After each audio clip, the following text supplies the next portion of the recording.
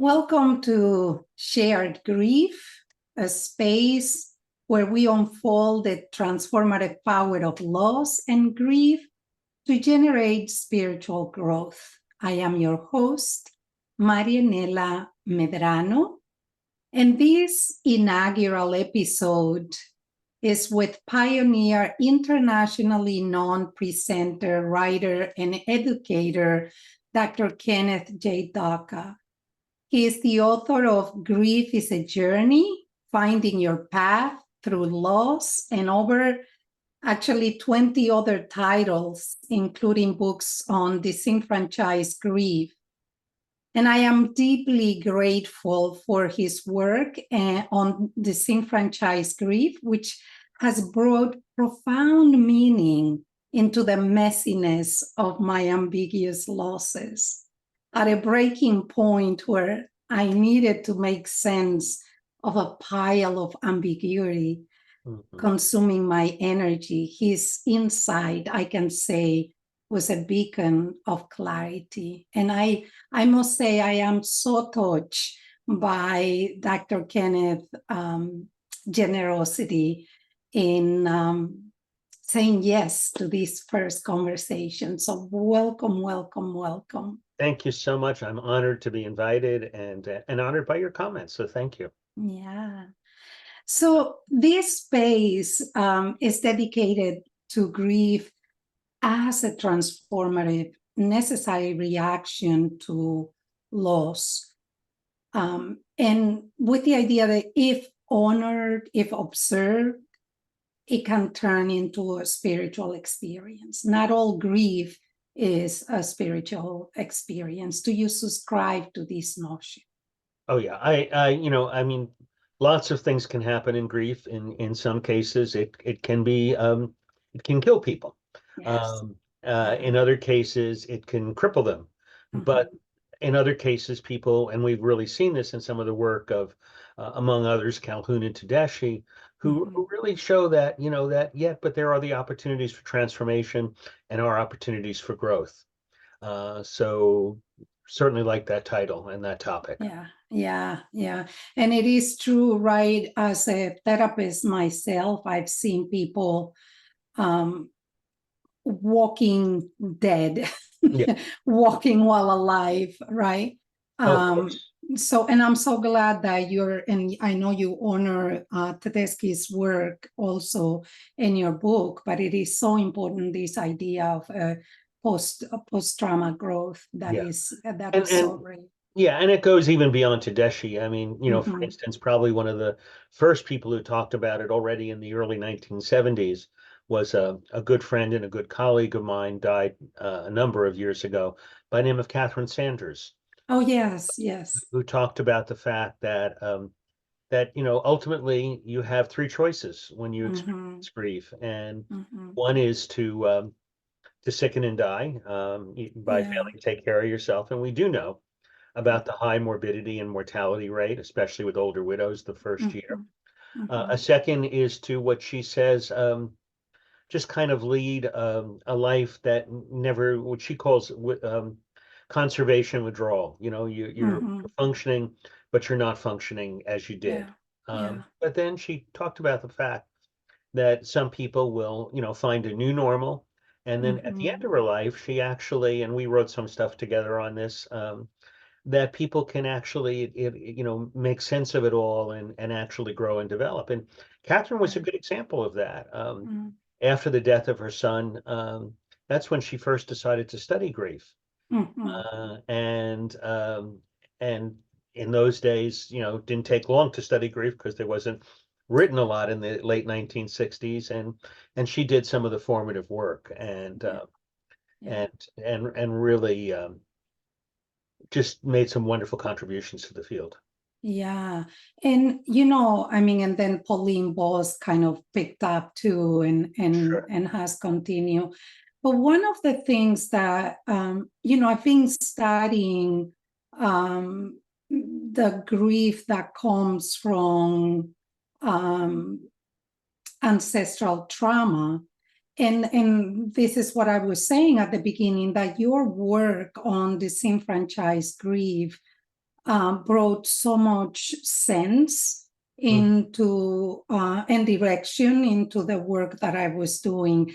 So you have written about you introduce actually the term of disenfranchised grief, referring to not only the grief that comes from losing someone to death, right, but the other forms of losses that then generate a different grief. So since has your understanding of disenfranchised grief changed along these, what are we talking about, 20? Oh, sure. How many years? Yeah, the first book was published in 1989, and the first work was being done in the some of my first studies were in the early 80s. So it's almost approaching 45 years or so. 45 years, Yeah, and certainly, for instance, when I first did the book, the first book on disenfranchised grief in 1989, we talked about people who were disenfranchised because their relationship wasn't acknowledged. My first study was on ex-spouses and what happens when your ex-spouse dies. Right. And then we talked about grief, about losses that aren't acknowledged. And a lot of this has been taken up by Darcy Harris's work on non-death losses, but many of these losses that I talked about were non-death losses, and she's expanded that. But for example, let's say, and it's interesting to note that when, probably most of us look at the beginnings of the psychological study of grief in the early 1900s. I think it was 1919 when Freud published Mourning and Melancholia. Yeah. Trying to differentiate grief from depression, something we still struggle with. We're still trying to figure it out. Yeah.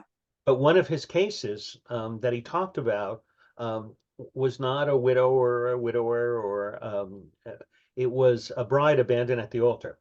And he was reminding us that grief is about loss. And then the third category was people who weren't acknowledged as being capable of grief. Persons with intellectual disabilities, just been on this project with autism, very young, very old, who we try to protect from grief. And that was the original work. And then since then, we've talked about in the 2002 book, I added again people who have had what we might call disenfranchised deaths. Deaths that you can't talk about it, or deaths where there's no sympathy. So if I say to you, for example, I just had a good friend die of COVID, what's the first question you're likely to ask me? Just now, he died this year. That's not true. I'm just saying, but what's the first question that somebody's likely to ask me? What will be the question? How old? Or where was the person? Or I think probably the first question that most people would ask would be, was he vaccinated? Oh, that is true. That is true. That is true. Because that is a big, And then if I said to you, somebody died of lung cancer, what's the first question you might ask? Right. Nobody says, was the person. Yeah. You'll probably ask, did he smoke? Yeah. And somehow, there are certain kinds of deaths, A stigma. Suicide, that carry a stigma. And then the last category is the ways that people grieve. And of course, Terry Martin and I have done some work on what we call grieving styles. And of course, even cultural reasons. I'm half Hispanic. You're Hispanic. The other half of my background is Hungarian Protestant, which is known as very stoic people. Right. And I would always laugh at family funerals. My Hispanic uncles would pick me up and say, Kenito, it's okay to cry. It just means you love the person.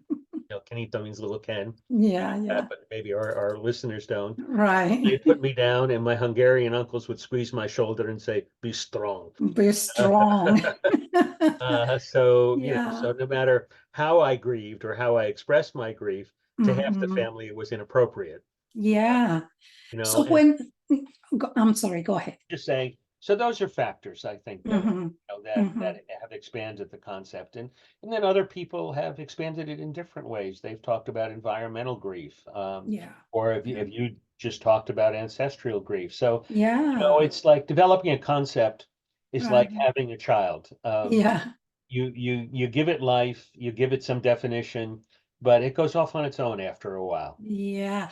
Do you think that concept, though, as the byproduct of immigration, do you think this concept was in your mind? The ancestral grief and the losses, right? The ambiguous losses that are carried, right? That are packed when people take on those trips, those journeys. Um, yeah, I think early on we talked about, the fact that when you give up your culture or Yeah. or there are cultural events that in your ancestry that Mm-hmm. are traumatic, Mm-hmm. that too can be a cause of grief.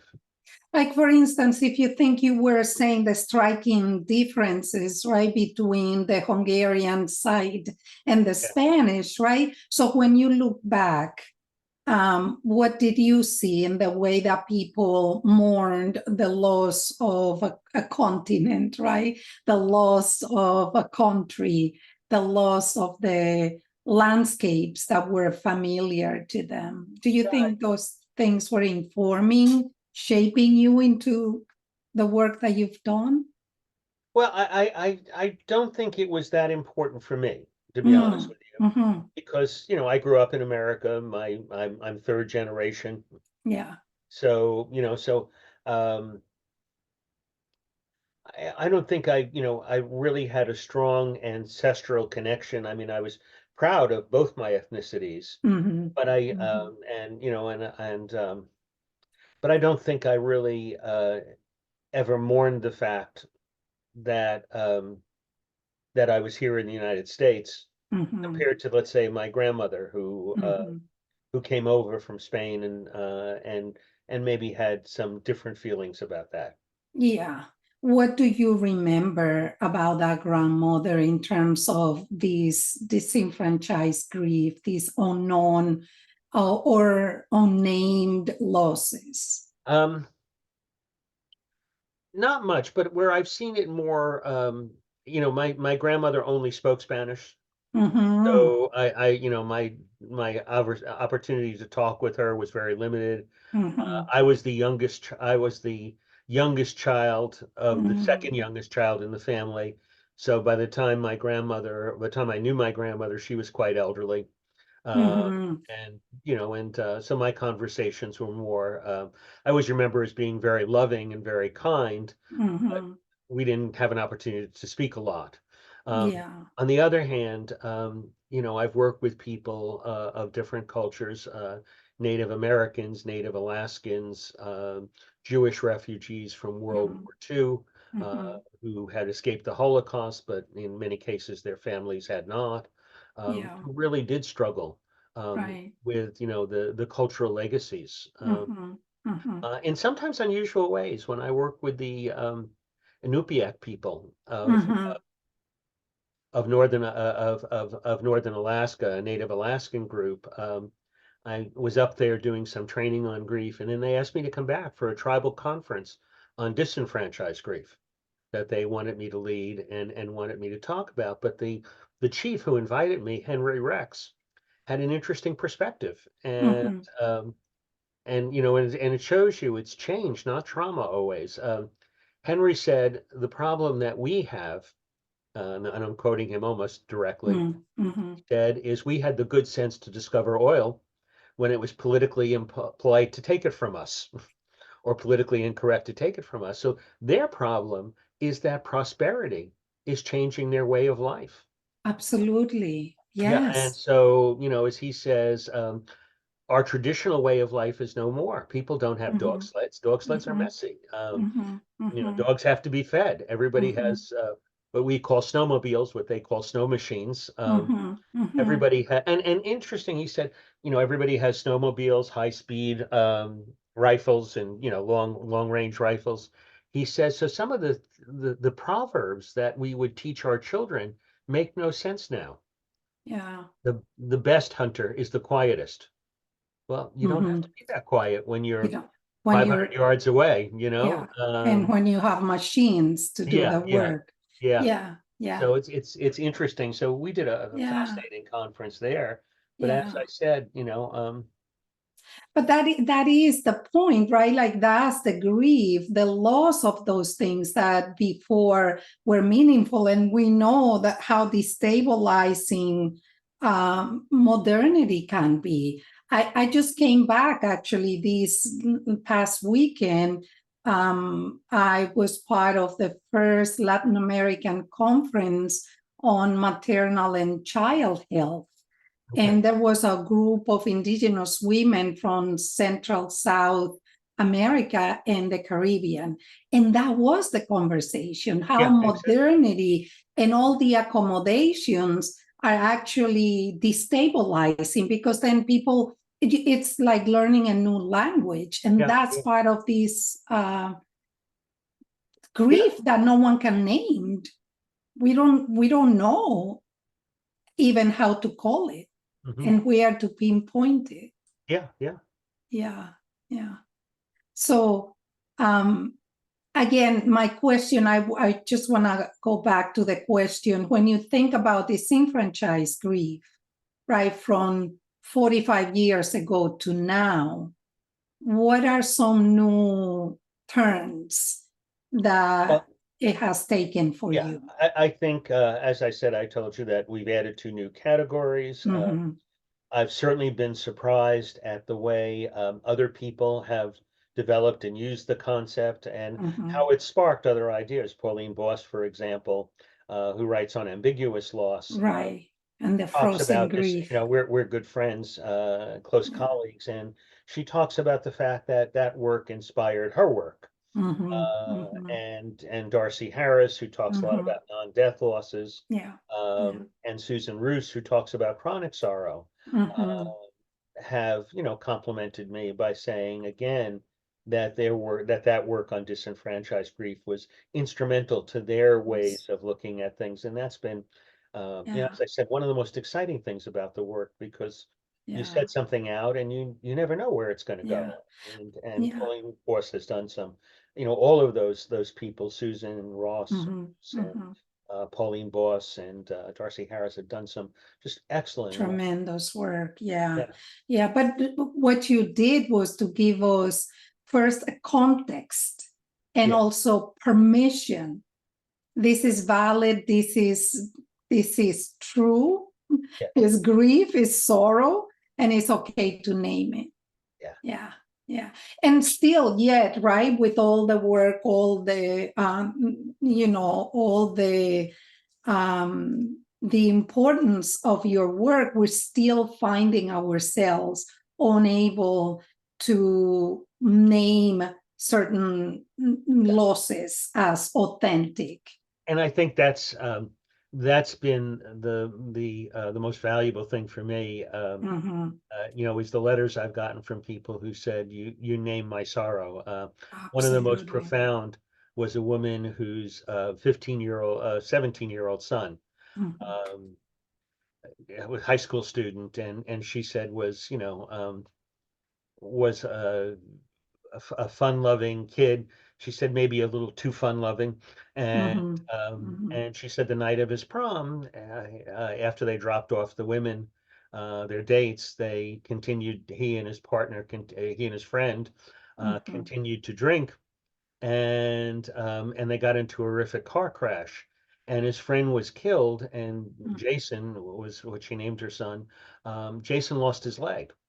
And she Uh-huh. said what happened is, she said that he emerged from that a very different person. He wanted to Mm-hmm. be a physical therapist. He stopped drinking.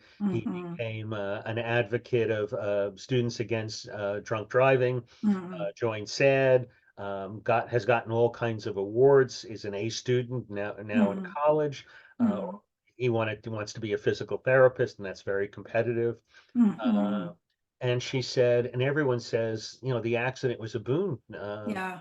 to Yeah. him. He's wonderful. Look at how, how proud you must be of him. And she says, all that's true.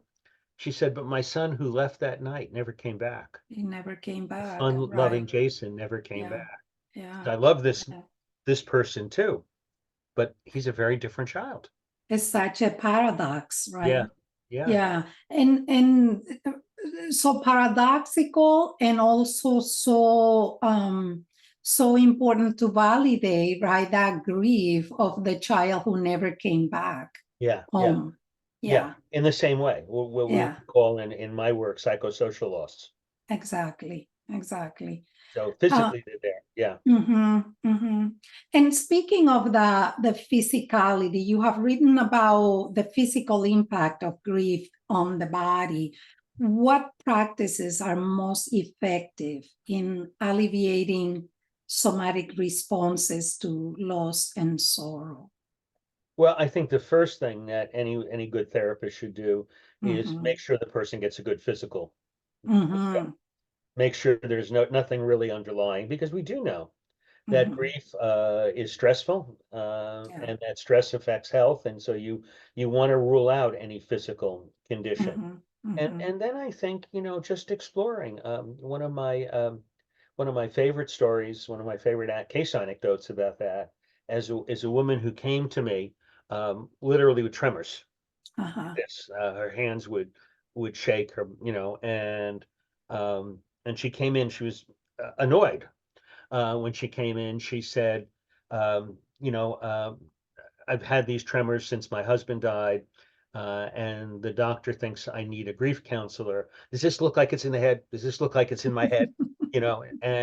And I said, well, let's talk about it, because her doctor had suggested, I think you need to talk to this guy, meaning me. And the first question I asked her, and I was, and surprised. I said, have you ever done that before? Have you ever had these kinds of tremors before? And her answer was, when I was a little girl, my mother tells me, that when I was a little girl, whenever I was upset, I would have these kinds of things. When I was angry, I'd have these tremors. And I said to her, "Are you angry now?" Now she's, an adult, and she said, "Very." And then we talked about her anger, and literally, as she expressed her anger, the tremor stopped, literally. And I always tell people that's my best grief counseling case, but Absolutely. doesn't always happen that way. It's not, Yeah, not that always you grief. can pinpoint it Yeah, right yeah, away. yeah, Yeah, yeah. So it yeah. doesn't always happen that way. But But, it goes to the point, right? That Bessel van der Kolk already established, right? That the body keeps the score, yeah, right? So that little girl internalized rage in yeah, that way. So whenever something tapped a fear of losing or being enraged, the body sure, went there. yeah. So what are some? So for her, it was a cognitive practice what got her to tap into that. Yeah. Are there any somatic physical practices that you engage people in when you notice that the body is keeping the score? Well, we might do some stress reduction exercises, Mm-hmm, some of mm-hmm. which are physical, meditation and Yeah, you know, yeah, uh, stretching and things of that nature. Uh, yeah. yeah, but it's very individual. Is that right? I always tell my students there's no silver bullets in grief counseling. Well, in grief, as you say in your Yeah, book, right? Like it's not a cookie cutting kind of yeah. thing, right?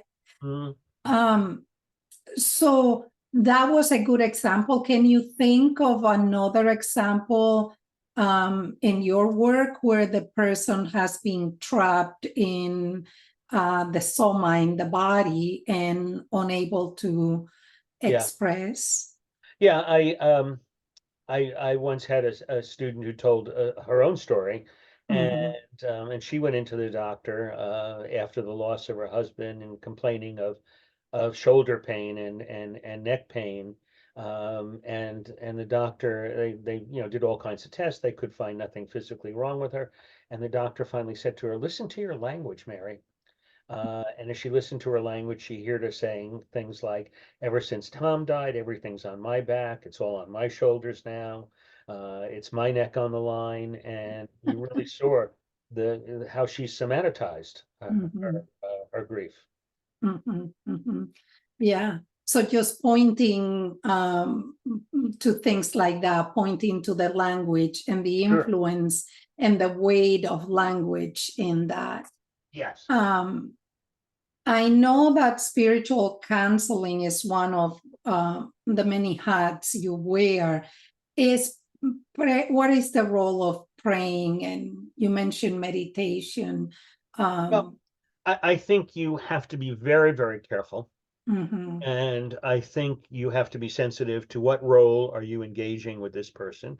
So if I'm I'm a Lutheran clergyman, if I'm engaging in that role, I may Yeah. be a little bit different than when I'm engaging as a mental health counselor. Mhm. And I think you always have to respect the person's own spirituality. Mhm. Never impose your Right. spirituality on that person. And sometimes we do that. I always talk about what I call the cult of forgiveness, that everyone has to die saying, I forgive you, or do you forgive me? And that might be very important for some people, but Mhm. not for others. So again, we want to avoid any form of spiritual transference where Right. Or we transfer what imposition. we think is spiritually important to somebody else. Mhm. We may want to Mhm. offer options. We certainly Mhm. might want to say to a person, you're really angry at your brother. Is it important? Mhm. Mhm. Or is it meaningful to you that you do something, Without naming forgiveness, yeah, right? something, Because of yeah, the. or yeah, and the person may say no, and that's fine. Or Mhm. and then Mhm. if he does say, well, I'd like to, is he open to that? Is the other person open to that?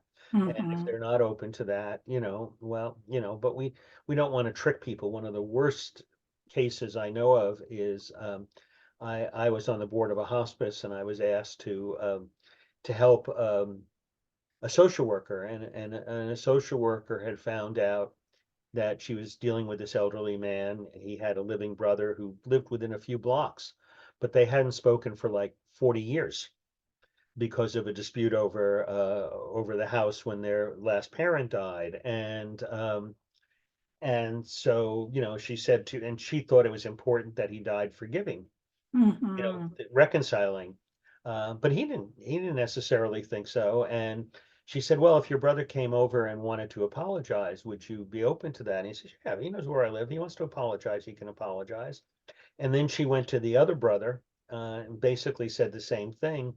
And so each of them entered the room, and she was hoping that they'd see each other and collapse in brotherly love.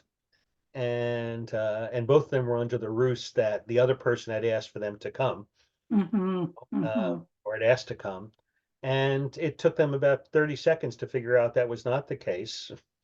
And they started screaming at each other. Mhm. And the patient actually died, in the midst of Unforgiving. this, in the midst of this. And Yeah. Oh of course, the wow. social worker was devastated. Mhm. And again, it just shows you the dangers when we Yeah. impose an agenda. I Yeah. always like what one of my mentors said. I never had him as a professor, but I always liked his early work. Mhm. The name was Schneidman, and Mhm. Edwin Schneidman said, "No one has to die in a state of psychoanalytic grace. That is No one true. has to die with all their ends tied. People will Yeah. die the way they want to die, and our Yeah. job is to help them find what that is. Yeah. But it's Yeah. not necessarily what we think it should be." Yeah. Well, and what I'm thinking is forgiveness as compassion. They're processes.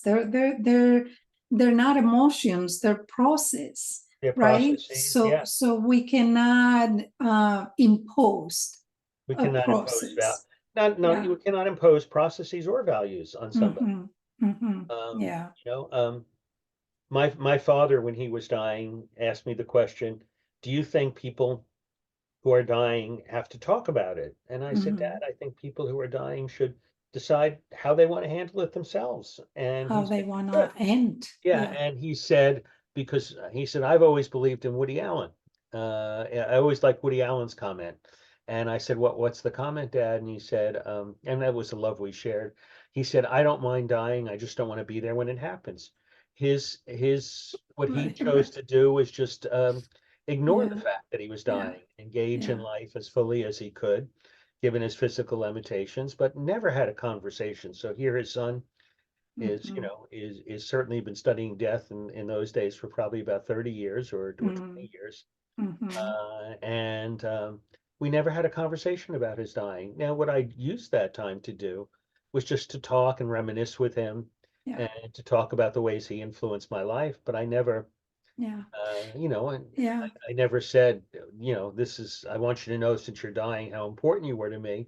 I just said, hey, Dad, remember when you did that for me? I always liked that. Mm-hmm. That was Mm-hmm. very special, and Yeah. but we never had a conversation about his dying. I'm so glad that you're putting it like that because it is true, right? Like when we are accompanying someone in the process, we don't have to necessarily line up these most conversations to have. Yeah. I'm thinking, there was a client of mine who came to me because of a terminal cancer diagnosis. And I ended up going into this person's home because it was the end of that person's life. And we basically read poetry, Rumi specifically, for all the duration. I think we did 10 sessions at that person's home. And to me, that was my job, to go and help the person in the space that they needed to be held. Yes, yeah. And And that's exactly what I would think your job would be.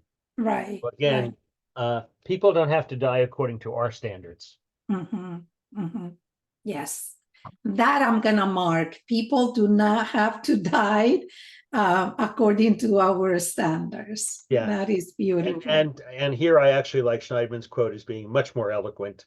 No one has to die in a state of psychoanalytic grace. Yes, yes, I quote him all the absolutely. time. Yeah, yeah. So let's talk about guilt, though, which seems to be always kind of the fabric of the grieving process. Do you see guilt as an ally or a hindrance? Well, I don't I don't think emotions are emotions. Uh-huh. Either it depends how we deal with it, how we use it. I think guilt is a very prevalent emotion Mm-hmm. in grief. As Yeah. a matter of fact, two of my colleagues, Margaret Miles and Alice Demi, actually identified 6 different types of guilt in Mm-hmm. in Mm-hmm. grief. Mm-hmm. Uh, What are those? Do you remember them? of course, yeah. Oh, One of them is what they called role guilt. road guilt. I should have been a better mother, sister, brother, son. Yeah. Another type of guilt they talked about was death causation guilt. And again, these forms of guilt or guilt in general doesn't have to be rational to be No, real. no. But I mean, I've had many cases where people have said over the years that I've counseled, I should have made him stop smoking. I should have made him go Mm-hmm. to a doctor Mm-hmm. sooner. And Uh, that's the causation one, right? yeah, that's the Mm-hmm. causation one. Another Mm-hmm. kind of guilt is what we call moral guilt, that Mm-hmm. this is a punishment for something that I've Yeah. done. When Yeah. my first work in the field was with dying children. Yeah. And the Bible verse that got quoted to me the most was the sins of the fathers will be visited visited on the children. A lot of these Yeah. guys, would confess their secret sin. Maybe they had an Yes. affair or Yeah. something, and they looked at this as a punishment. Mm-hmm. Mm-hmm. Another kind of guilt is grief guilt, Mm-hmm. that we Mm-hmm. feel guilty we're not doing better, Yeah. or Yeah. or recovery guilt. We feel Mm-hmm. guilty that we're doing too well. Mm-hmm. And then, Mm-hmm. of course, survivor guilt. Should have been me. Yeah. Yeah. Should have been my brother. It should have been me. Yeah. So you have all these types of guilt. Now, the problem with guilt is excessive guilt uh, Mm-hmm. can lead to more complicated forms of mourning, and that's been Mm-hmm. identified by Mm-hmm. some studies by Strobe and others as a factor. But generally, it's not unusual that people will have some guilt, and the work is to help people identify their sources of guilt, the goal of therapy, and then Yeah. find ways to deal with it. What are some compassionate ways to pivot right from that guilt to a more transformative? Yeah. Well, I think one way is simply to really talk it through, Mhm. a lot of different ways. Another might be a ritual of reconciliation. I talk about in the book, where you maybe write a letter to the person, you know, and again, you have to use there's no magic bullets in the field, so you have to use a whole bunch of strategies.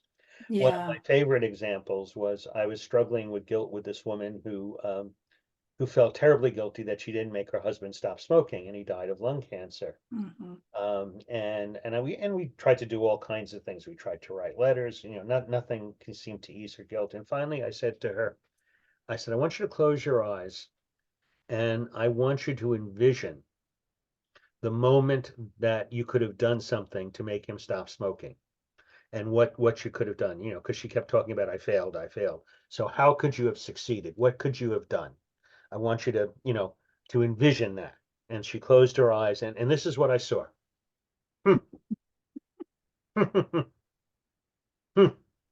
And I said, tell me what was going on. And she said, I started thinking. And she said, I realized that there was nothing I couldn't have done that I didn't try. She said, I once got a water pistol, and whenever he lit up a cigarette, I shoot him in the face with the water pistol to put out the cigarette. I hid his cigarettes. I crushed his cigarettes. So she was able to say, I did all that I could do. There was nothing. I can't think of a single thing that I could have done. I cried. The kids came over. Yeah. We did everything possible, and she was Yeah. finally able to say, no, he made a decision, and I couldn't change that decision. Yeah, yeah. That is so beautiful the way you are saying it, because there was no push, there was no therapizing the person. You were curiously asking questions Yeah. Well, again, until the the core of therapy is to Mhm. help people find the strength within themselves, Exactly. not to give, not to, you're not there as a suggestion. When I used to teach Yeah. my course, the first session in Death and Dying, before once we introduced ourselves, and this was a Mhm. graduate seminar of Mhm. graduate students, they were high level students, is, and they had to have some counseling courses before they took this course on grief counseling, Mhm. Mhm. is we'd sit there and I'd have them deal with this case. And in this case, the case was of a child who died of leukemia, Mhm. and the mother wanted to preserve the room as a museum, Mhm. and to her son. And the father said, "Hey, we have other kids. We need the space, and we and so I said to my students, I'd say, I want you to meet in small groups. I want you to ask the question, what outcome, if I'm their therapist, what outcome would be such that I could look at myself in a mirror after this and say, I did a good job, Mhm. And Mhm. again, these are all new students; they're new in grief, so they would say things like, "This is the first night of class. Mhm. Well, they would offer solutions. Yeah. They should keep a little section of the room to their son, or they should move, or they should redecorate. Mhm. And I'd say, hey, it's the first night of class. I said, let me promise you something. I said, Mhm. in most cases in therapy, there's no correct answer. Right. There are many answers that can work. I said, but here I hear there is one correct answer, and only one. And I said, and I guarantee you, I will never be that authoritative again. Mhm. Said, but here is the one correct answer. And I would kid them. I'd say, now, Mhm. those of you who taught about changing houses, it's first night of class, we get confused. Real estate is down the hall. Home decorating is in room such and such. I'd make up a room. I'd say, here, there's only one answer. And the answer is that if you've done your job, the parents have made a decision that they can live with. Um, and they're happy that they've made that decision. You're not invested. I would Mhm. use the term NATO. Mhm. Uh, Mhm. Right, right. uh, you know, uh, Forget what it stands for actually now because I haven't taught it in a while. But essentially, not attached to outcome. Mhm. You're not Mhm. attached to what they decide. I said, and the Yeah. solution may be they're going to come again in another year. You're Mhm. just going to leave it for a year and see where they are in a year from now. That's Yeah. fine, Yeah. as long as they can live with that decision. So you want to tell people not to get invested in Yeah. outcomes, but really Mhm. in the process. Yeah, exactly. And as your book, Grief is a Journey, right? Yeah. That's what's implied there. The idea of rushing through this process it's not a journey of rushing, it's a journey of amplifying and understanding, as Yes. you so And, well pointed. yeah, and some people may get to certain points on that journey before other people. That's fine. Yeah, yeah. And I think, I don't know what your take is, but I think part of the misunderstanding is when we think about Kubler-Ross stages that were so misinterpreted, right? Well, She never I think intended them to be. she sort of did. I would disagree with you on that. Yeah, you think she. Yeah, I mean, I think, well, first of all, you have to remember Kubler-Ross is a psychiatrist. She's a Mhm, medical doctor. mhm, Doctors stage diseases, mhm, stage one cancer, stage two, mhm, this. So I think she used that language. mhm. I think later in her work, she realized there was a certain flexibility. Right. Basically, she talked about five defense mechanisms, Mhm, some defense mechanisms. mhm, I mean, I think Kubler-Ross's work is very, very important mhm. because for two reasons. One is she reminded us the need to deal with and talk with patients where they're at. Yeah. At that point in time, patients weren't even told they were dying. They were just Right, right. lied to. So you got to remember her work is over. Mhm, Her work is now well over 50 years, 55 mhm, years now mhm. since her We work knew was so published. little. Yeah. Yeah, and we've had and she encouraged her work was really encouraged other people to do Mhm, work. Uh, it really had heuristic value. mhm, mhm. It showed the importance of studying dying. Yeah. Um, so that's what I would take out of her work. I would not take the stages. I think Mhm. that's an Yeah, idea. no, no, that's what I'm saying, that Yeah, has been what has created a sense of urgency almost yeah, in yeah, facilitating yeah, grief. and again, go back to our first point about Scheiben. No one has to Mhm. die Yeah.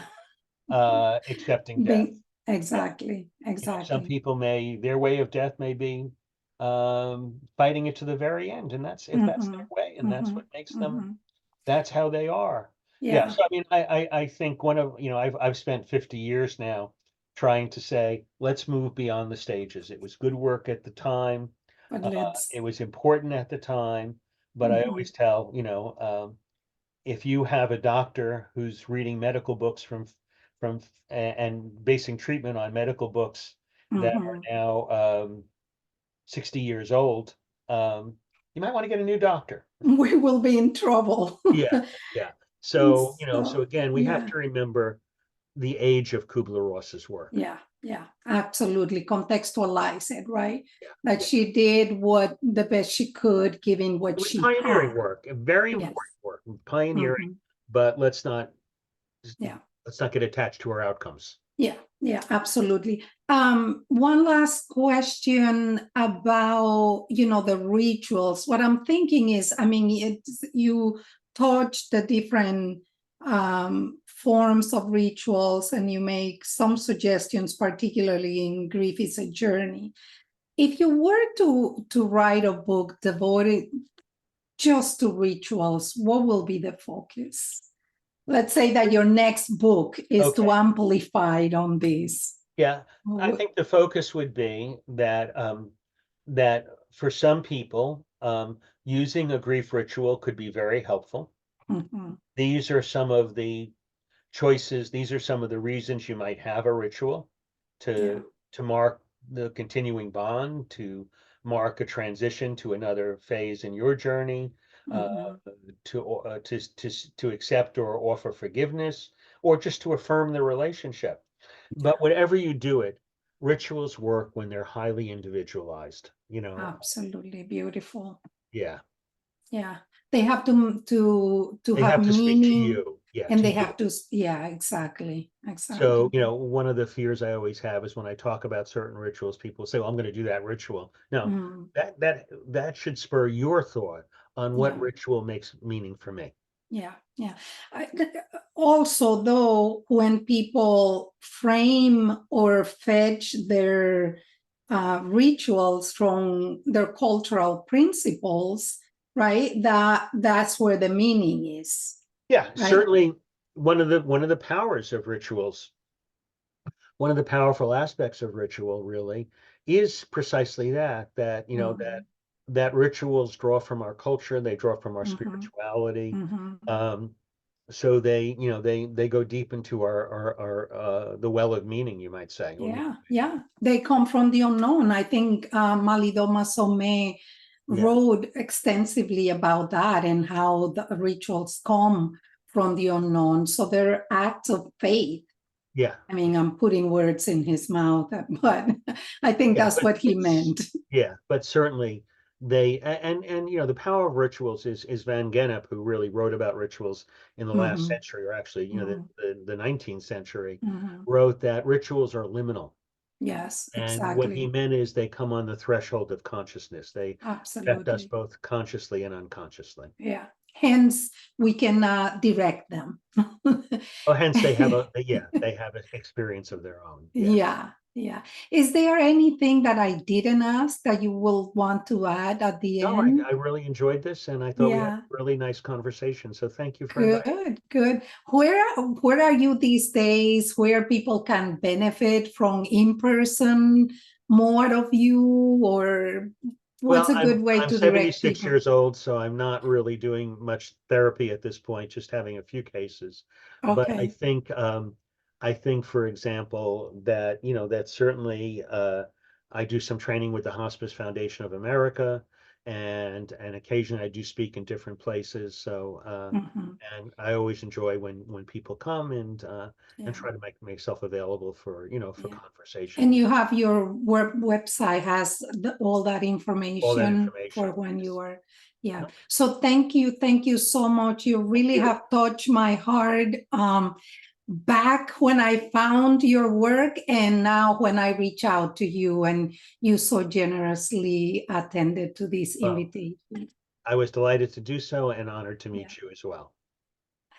Thank you. And thank you all for checking us in the Shared Grief, a space where we unfold the transformative power of loss and grief. And our hope is to generate spiritual growth. Thank you. And I'll see you at the next episode. Take care.